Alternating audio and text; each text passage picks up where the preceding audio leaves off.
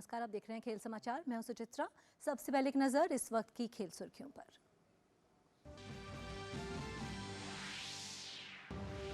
Under 19 cricket विश्व cup के semifinal में आज दक्षिण अफ्रीका ने भारत के सामने रखा 245 रन का लक्ष्य। जवाब में भारत की खराब शुरुआत, सस्ते में गंवाए 4 विकेट।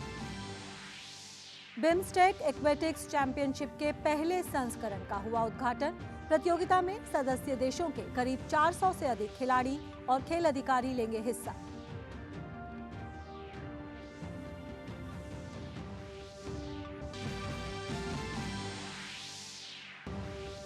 और इंग्लिश प्रीमियर लीग में मैन सिटी ने ब्रेंटफोर्ड को 3-1 से हराया। मैच के हीरो रहे फिल फॉडेन ने लगाई हैट्रिक।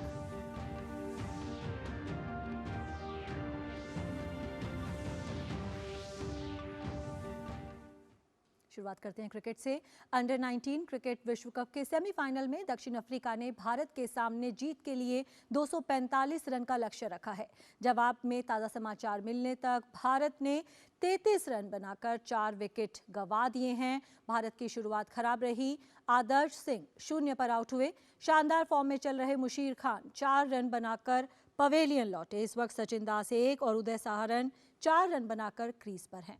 इससे पहले भारत ने टॉस जीतकर पहले गेंदबाजी का फैसला किया। दक्षिण अफ्रीका को 23 के स्कोर पर पहला झटका लगा। राज लिम्बानी ने स्टीव स्टॉक को 14 रन पर आउट किया।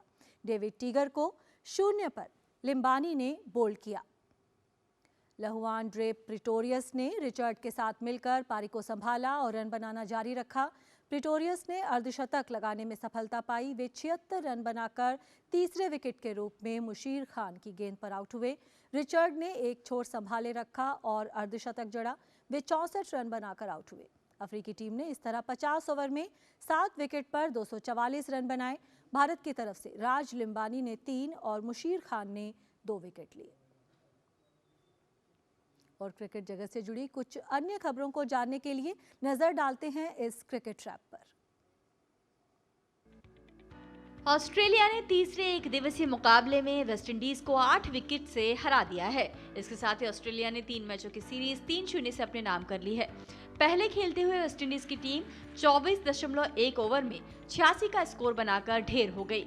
जवाब में ऑस्ट्रेलियाई टीम ने 6.5 ओवर में 2 विकेट खोकर 87 रन बनाकर मैच अपने नाम कर लिया।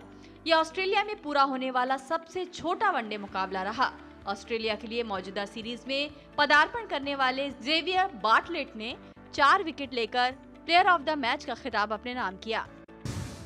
न्यूजीलैंड ने दक्षिण अफ्रीका के खिलाफ खेले जा रहे तीसरे टेस्ट मैच में अपनी स्थिति मजबूत कर ली है। तीसरे दिन का खेल खत्म होने के समय न्यूजीलैंड ने कप्तान केन विलियमसन के मैच में लगाए गए दूसरे शतक की मदद से दूसरी पारी में दक्षिण अफ्रीका पर 528 रन की बड़ी बढ़त कायम कर ली है। दिन का खेल खत्म होते समय न्यूजीलैंड ने 4 विकेट पर 179 रन बना लिए थे। विलियमसन टेस्ट की दोनों पारियों में शतक जड़ने वाले न्यूजीलैंड के 5वें बल्लेबाज बने। भारत और इंग्लैंड के बीच तीसरे टेस्ट से पहले सौराष्ट्र क्रिकेट संघ क्रिकेट स्टेडियम का नाम बदलकर पूर्व प्रथम श्रेणी खिलाड़ी और वरिष्ठ प्रशासक निरंजन शाह के नाम पर रखा जाएगा। SCA की मीडिया विज्ञप्ति में कहा गया है कि भारत और इंग्लैंड के बीच 15 फरवरी से यहां शुरू होने वाले तीसरे टेस्ट मैच की पूर्व संध्या पर खंडेरी स्थित स्टेडियम का नाम बदलकर निरंजन शाह स्टेडियम कर दिया जाएगा। निरंजन शाह ने 1960 के दशक के मध्य से 1970 के दशक के मध्य तक सौराष्ट्र के लिए 12 प्रथम श्रेणी मैच खेले हैं। वह देश के सबसे वरिष्ठ क्रिकेट प्रशासकों में से एक हैं। ऑस्ट्रेलिया के पूर्व क्रिकेटर माइकल क्लिंगर को मंगलवार को महिला प्रीमियर लीग के दूसरे सत्र के लिए रचेल हेंस की जगह गुजरात जायंट्स का मुख्य कोच नियुक्त किया गया। WPL का दूसरा सत्र 23 फरवरी से शुरू होगा। इसके सभी मैच दिल्ली और बेंगलुरु में खेले जाएंगे। गुजरात जायंट्स 5 टीमों की लीग के शुरुआती आयोजन में पिछले सत्र में आखिरी पायदान पर रही थी। टीम आगामी सीजन में 25 फरवरी को बेंगलुरु में सत्र के शुरुआती मैच में गत चैंपियन मुंबई इंडियंस से भिड़ेगी। इंग्लैंड के खिलाफ दूसरे टेस्ट मैच में प्लेयर ऑफ द मैच रहने वाले भारतीय गेंदबाज जसप्रीत बुमराह विश्व टेस्ट चैंपियनशिप में 100 विकेट लेने वाले पहले भारतीय गेंदबाज बन गए हैं। बुमराह ने विश्व टेस्ट चैंपियनशिप में 100 विकेट लेकर ओवरऑल दूसरे भारतीय गेंदबाज बनने का खिताब अपने नाम किया। उनसे आगे सिर्फ अश्विन हैं, जिनके नाम इस प्रतियोगिता में 157 विकेट हैं। पहली पारी में 6ठा विकेट चटकाते ही बुमराह ने ये खास मुकाम हासिल किया। फिलहाल उनके नाम विश्व टेस्ट चैंपियनशिप में 24 मैचों में कुल 106 विकेट है। वे इस प्रतियोगिता में 100 से ज्यादा विकेट लेने वाले कुल मिलाकर 90 गेंदबाज बने हैं। वहीं तेज गेंदबाजों में वे 7वीं पायदान पर हैं। Sports desk, DD news. BIMSTEC aquatics championship के पहले संस्करण का उद्घाटन आज केंद्रीय खेल मंत्री अनुराग सिंह ठाकुर ने किया। दिल्ली के doctor Shyama Prasad Mukherjee swimming pool complex में आयोजित कार्यक्रम में केंद्रीय खेल मंत्री के साथ नेपाल के खेल मंत्री दिग बहादुर लिंबू के साथ अन्य गणमान्य व्यक्ति भी मौजूद रहे। इस मौके पर केंद्रीय खेल मंत्री ने कहा कि दुनिया के 25% आबादी वाले बिम्स्टेक क्षेत्र के युवा इस चैंपियनशिप के जरिए सांस्कृतिक और सामाजिक रूप से जुड़ेंगे।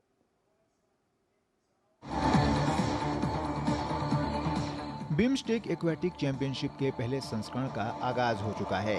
पहली बार आयोजित हो रहे इस प्रतियोगिता का उद्घाटन आज केंद्रीय खेल मंत्री अनुराग सिंह ठाकुर ने एक रंगारंग कार्यक्रम के दौरान किया। दिल्ली के doctor Shyama Prasad Mukherjee swimming pool complex में आयोजित इस कार्यक्रम में केंद्रीय खेल मंत्री के साथ नेपाल के खेल मंत्री दिग बहादुर लिंबू और अन्य गणमान्य व्यक्ति भी मौजूद रहे। इस मौके पर केंद्रीय खेल मंत्री ने कहा कि दुनिया के 25% आबादी वाले बिम्स्टेक क्षेत्र के युवा इस चैंपियनशिप के जरिए सांस्कृतिक और सामाजिक रूप से जुड़ेंगे।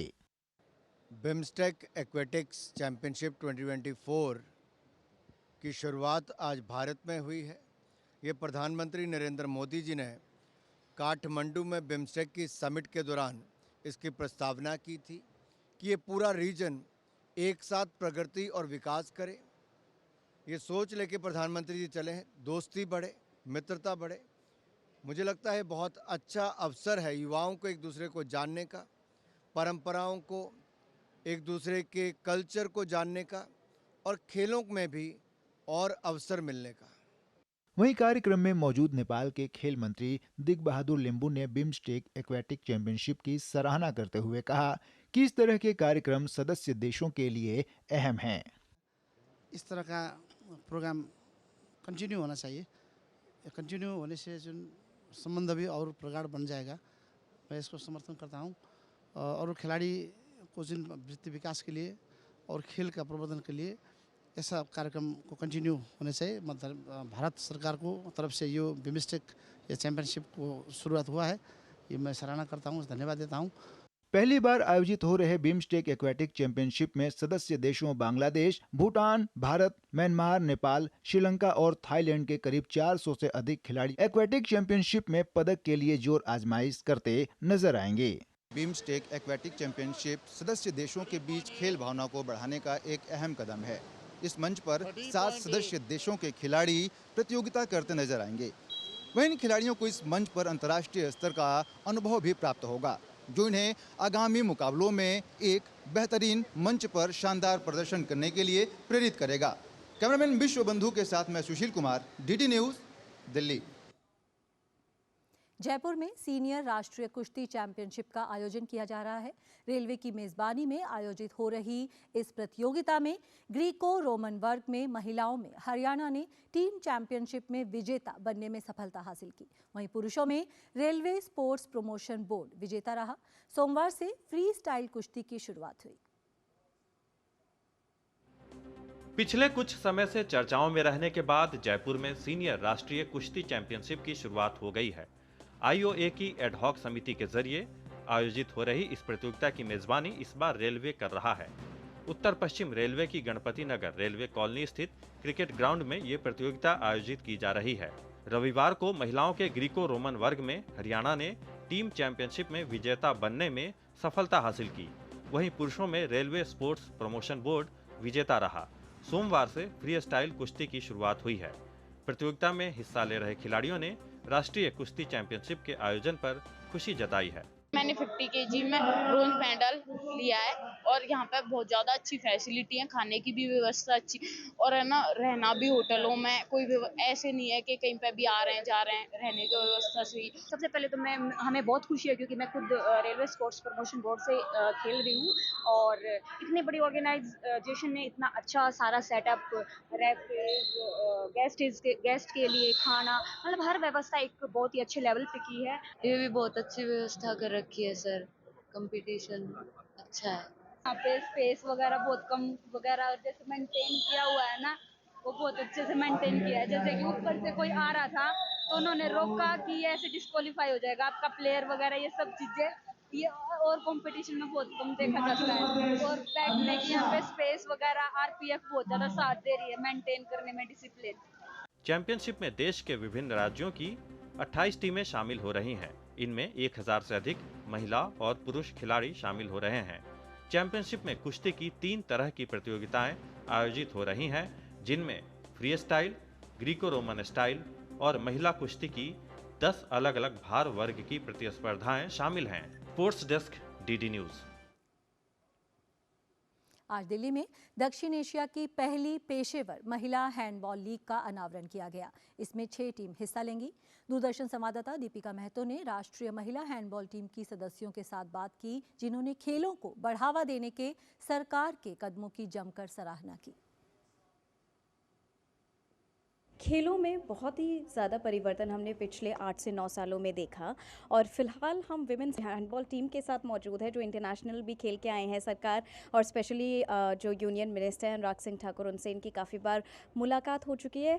उनसे ये बहुत प्रोत्साहन भी लेते हैं, बहुत एक्साइटेड भी हैं अब इस फर्स्ट विमेन हैंडबॉल लीग के लिए। हैंडबॉल जैसे खेल को जिस तरीके का अटेंशन अब मिल रहा है, स्पेशली हमने देखा कि इंटरनेशनल गेम जब आप खेलने जाते हैं तो यूनियन स्पोर्ट्स मिनिस्टर आपसे पर्सनली मिलते हैं और मंत्रालय का भी एक अपना सपोर्ट है। कैसा लगता है, किस तरीके का प्रोत्साहन, किस तरीके का बढ़ावा आप सबको मिलता है?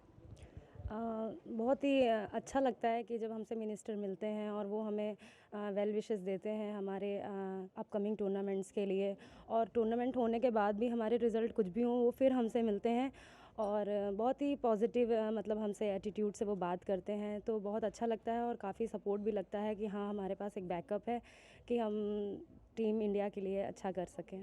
और आप लोगों ने किया भी है इंटरनेशनल लेवल पे बहुत अच्छा। लेकिन ज्योति जी, जब हम बात करें मेंटल सपोर्ट की, जैसे कि आपने कहा कि सरकार की तरफ से हमेशा आपको मिलती रही है, पिछले 8 से 9 सालों में जो बदलाव आपको देखने को मिला है खेलों में, और स्पेशली जब हम विमेन की बात करें, महिलाओं की पार्टिसिपेशन की बात करें, कैसा लगता है? हाँ, पहले मतलब टीमें जब जाती थी हमारे सीनियर्स के टाइम पे तो इतना उनको मतलब सपोर्ट नहीं रहता था, लेकिन ये 8-9 सालों में बहुत चेंजेस हुए हैं। हमें बहुत ज़्यादा सपोर्ट मिलता है हर चीज़ के लिए, चाहे वो कैंपिंग हो हमारी, चाहे हमारे जोन में हमारी प्रैक्टिसिंग हो, तो उस सब चीज़ों पे हमें अच्छा एक्सपोजर मिलता है और इसीलिए हमारी परफॉर्मेंस इन्हेंस होती है। तो हम अच्छा करते हैं और अच्छा करने की कोशिश भी करते हैं। साथ ही साथ हमारे साथ कोच भी मौजूद हैं। मैम, जब हम बात करें हैंडबॉल लीग की, महिलाओं के बढ़ते हुए पार्टिसिपेशन को लेकर, ट्रेनिंग तो आप काफ़ी टाइम से करते आ रहे हैं, लेकिन जिस तरीके का अटेंशन मिल रहा है बहुत स्पेशल है। ये तो बहुत ज़्यादा स्पेशल है क्योंकि मतलब जैसे हमने मेंस लीग देखी थी, जो उसका रिज़ल्ट रहा, तो हम उम्मीद कर रहे हैं कि हैंडबॉल वुमेंस लीग में भी ऐसा ही रहे और सभी जो वुमेन हैंडबॉल प्लेयर्स हैं उनके लिए बहुत अच्छा एक्सपीरियंस है जो वो अभी फ़ील करेंगे, क्योंकि ये हमारे टाइम जब हम खेलते थे तब ये सब चीज़ें नहीं थी, पर अब जो ये हो रही हैं थैंक्स टू पावना स्पोर्ट्स, जो उन्होंने ये चीज़ स्टार्ट की है, और हैंडबॉल को इससे वुमेन हैंडबॉल को इससे बहुत ज़्यादा डेवलपमेंट मिलेगा और बहुत इम्प्रूव करेंगी गर्ल्स हमारी। हैंडबॉल लीग आज पहली बार हो रही है, ऑल वुमेन हैंडबॉल लीग हो रही है, जो कि साउथ एशिया में पहली बार हो रही है। लेकिन अगर हम बढ़ते हुए चेंजेस की अगर बात करें, पिछले 8 से 9 सालों में खेलों को लेकर जो बदलाव आए हैं और जिस तरीके का प्रोत्साहन महिलाओं को मिला है, कितना ज़रूरी है वो? कोई भी स्पोर्ट्स के लिए बहुत ज़रूरी है कि अब उसके जो फेडरेशन है, उसके जो वो स्पोर्ट्स को प्रमोट कर रहे हैं, तो ये बहुत अच्छा प्लेटफॉर्म है जिससे हैंडबॉल वुमेन बहुत ज़्यादा ग्रो करेगा और इन फ्यूचर बहुत ज़्यादा इम्प्रूवमेंट प्लेयर्स में भी आएगी और उनको बहुत अच्छा एक्सपीरियंस मिलेगा। एज़ यू ऑल नो कि गवर्नमेंट बहुत फैसिलिटीज़ भी स्पोर्ट्स को दे रही है, और स्पेशली जब हमारे मोदी जी प्लेयर्स से मिलते हैं आफ्टर देयर अचीवमेंट और उनसे बात करते हैं, उनको मोटिवेट करते हैं, तो वो भी एक बहुत अच्छी चीज़ है कि जो हमारे स्पोर्ट्स में हो रही है, उससे प्लेयर्स में और ज़्यादा एनर्जी और ज़्यादा बूस्ट होते हैं, तो और अच्छा परफॉर्म करते हैं। तो होपफुली बहुत अच्छा हम करेंगे हैंडबॉल में। कभी डरना नहीं है और हमेशा पॉजिटिविटी बरकरार रखें। तैयार हैं आगे सारे नेक्स्ट चैलेंजेस के लिए और पूरी महिला टीम को रिप्रेजेंट करने के लिए इंडिया की तरफ से। कैमरा पर्सन राहुल के साथ Deepika, DD news Delhi. Premier league में मैनचेस्टर सिटी ने ब्रेंटफोर्ड को 3-1 से हरा दिया। सोमवार देर रात खेले गए इस मैच में मैन सिटी की ओर से आक्रामक खेल देखने को मिला। इस मैच के हीरो फिल फॉडेन रहे, जिन्होंने मैन सिटी के लिए हैट्रिक लगाई। ब्रेंटफोर्ड की ओर से एकमात्र गोल 21वें मिनट में हुआ। फीफा विश्व कप 2026 के शेड्यूल की घोषणा हो चुकी है। टूर्नामेंट की शुरुआत 11 जून को मैक्सिको सिटी के प्रतिष्ठित एज़टेका स्टेडियम में मैच के साथ होगी, जबकि खिताबी मुकाबला 19 जुलाई को मेटलाइफ स्टेडियम में खेला जाएगा। इस टूर्नामेंट में कुल 48 टीमें हिस्सा लेंगी। फीफा अध्यक्ष जियानी इन्फेंटिनो ने कहा कि ये फाइनल खेल के इतिहास में सबसे बड़ा आयोजन होगा।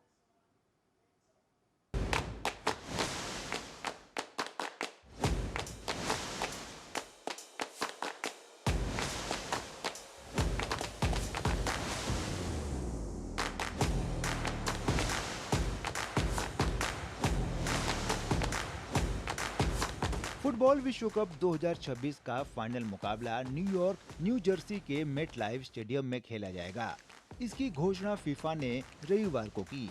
फीफा के मुताबिक टूर्नामेंट की शुरुआत 11 जून को मैक्सिको सिटी के प्रतिष्ठित एज़टेका स्टेडियम में मैच के साथ होगी, जबकि खिताबी मुकाबला 19 जुलाई को खेला जाएगा।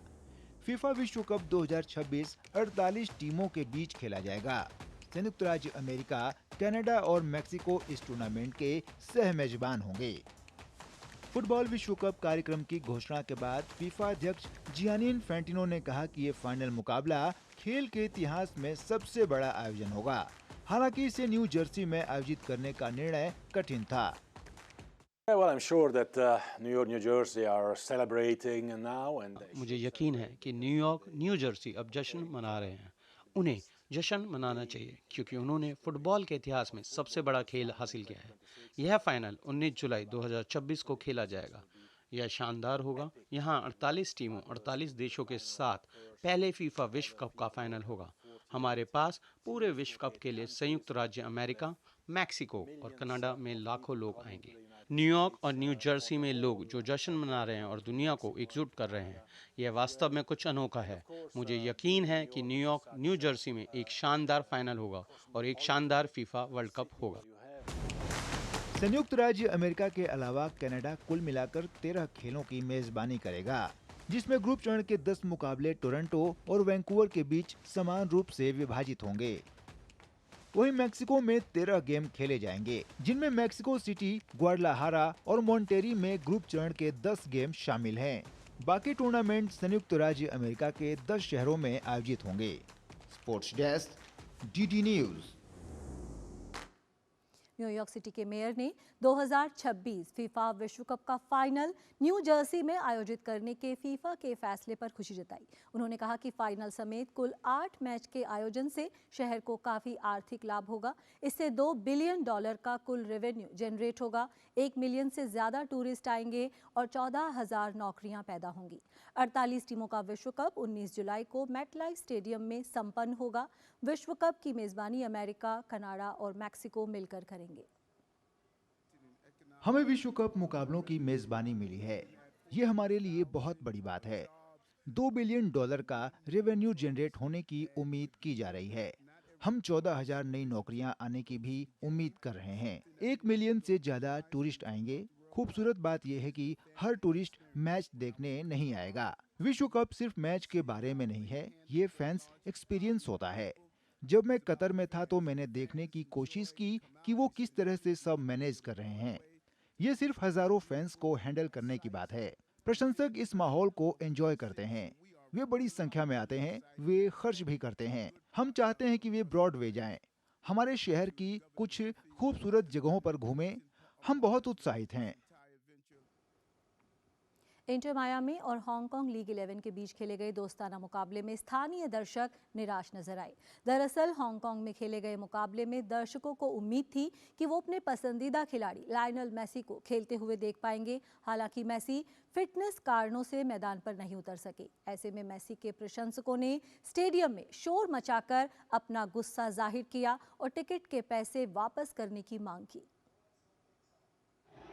इंटर मियामी ने हांगकांग लीग 11 के खिलाफ खेले गए दोस्ताना मुकाबले को 4-1 से अपने नाम कर लिया। इंटर मियामी की ये जीत टीम के लिए तो अहम रही, लेकिन इंटर मियामी के प्रशंसक इस जीत के बाद भी निराश नजर आए। दरअसल इस दोस्ताना मुकाबले में रिकॉर्ड 8 बार के बैलन डी'ओर विजेता लियोनेल मेसी मैदान पर नहीं उतर पाए। उन्हें बार्सिलोना के पूर्व स्ट्राइकर लुइस सुआरेज के साथ बेंच पर बैठना पड़ा। मेसी के न खेले जाने की जानकारी मिलने पर खचाखच भरे स्टेडियम में दर्शकों ने वी वांट मेसी के नारे लगाए। वहीं मुकाबले में अंतिम सीटी बजते ही मेसी प्रशंसकों ने शोर मचाकर अपना गुस्सा भी जाहिर किया। आप मेसी और सुआरेज को हांगकांग लाकर मैच में 1 मिनट के लिए भी कैसे नहीं खिला सकते? यह बिल्कुल निराशाजनक है। उन्हें शर्म आनी चाहिए। ऑर्गेनाइजेशन के लिए शर्म की बात है। उन्हें यहाँ के लोगों को पैसा वापस करना चाहिए। हांगकांग लीग 11 के खिलाफ मैच में मिले एक तरफा जीत के बाद भी इंटर मियामी प्रशंसकों को लियोनेल मेसी की कमी खली। मैंने बच्चों को मैच के रोमांचक माहौल का एहसास कराया। उन्होंने कहा कि वे मेसी से मिलने आना चाहते थे, हालांकि अब वे बहुत परेशान हैं। मुकाबले के दौरान स्टेडियम में मौजूद मेसी के फैंस की प्रतिक्रियाओं को देखकर इंटर मियामी के मुख्य कोच गेरार्डो टाटा मार्टिनो ने सफाई देते हुए दर्शकों से माफी मांगी। ठीक है, सबसे पहले और सबसे महत्वपूर्ण बात यह कि जिस तरह से पिछले कुछ दिनों में हांगकांग में हमारे साथ व्यवहार किया गया है, उससे हम बहुत खुश हैं। सच्चाई यह है कि हर किसी ने हमें बहुत स्नेह दिखाया है। दूसरे, हम प्रशंसकों की निराशा को समझते हैं जो वहां आए थे। स्टेडियम में लियोनेल मेसी और लुइस अनुपस्थित थे। यह निर्णय मेडिकल टीम के साथ मिलकर लिया गया निर्णय था। हम उनकी चोट के बढ़ने का जोखिम नहीं उठा सकते थे। जोखिम बहुत गंभीर था, इसलिए मेडिकल टीम द्वारा यह निर्णय लिया गया। हम लोगों की निराशा को समझते हैं और हम उनसे माफी मांगते हैं। हांगकांग लीग 11 के खिलाफ दोस्ताना मैच में मेसी को खेलते हुए ना देखना निश्चित तौर पर दर्शकों के लिए एक झटका था। इस बात का अंदाजा इस प्रकार लगा सकते हैं कि इस मैच के लिए बीते दिसंबर में टिकटों की बिक्री जैसे ही शुरू हुई, दर्शकों ने महज 1 घंटे के भीतर सभी टिकट खरीद लिए थे।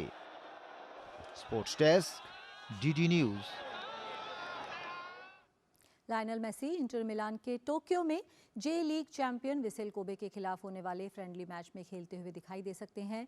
मेसी हांगकांग में हुए मैच में खेलने नहीं उतरे थे।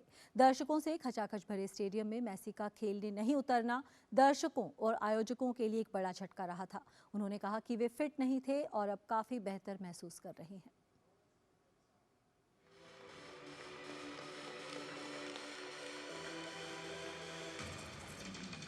मैं इसे खराब किस्मत कहूंगा कि मैं हांगकांग में मैच के दिन नहीं खेल सका। सऊदी अरब में पहले मैच के दौरान मुझे मांसपेशियों में दर्द हो रहा था, जिसकी वजह से मैंने मैच में ना खेलने का फैसला किया। दूसरे मैच में मैं काफ़ी देर खेला, ये देखने के लिए कि मैं कैसा महसूस कर रहा हूँ। हांगकांग में हमने ओपन डोर ट्रेनिंग सेशन किया। वहाँ काफ़ी भीड़ थी और बच्चों के साथ क्लिनिक भी था, इसलिए मैं इसमें हिस्सा लेना चाहता था। हालांकि सच ये है कि मैं थोड़ा असहज महसूस कर रहा था और मेरे लिए खेलना मुश्किल था।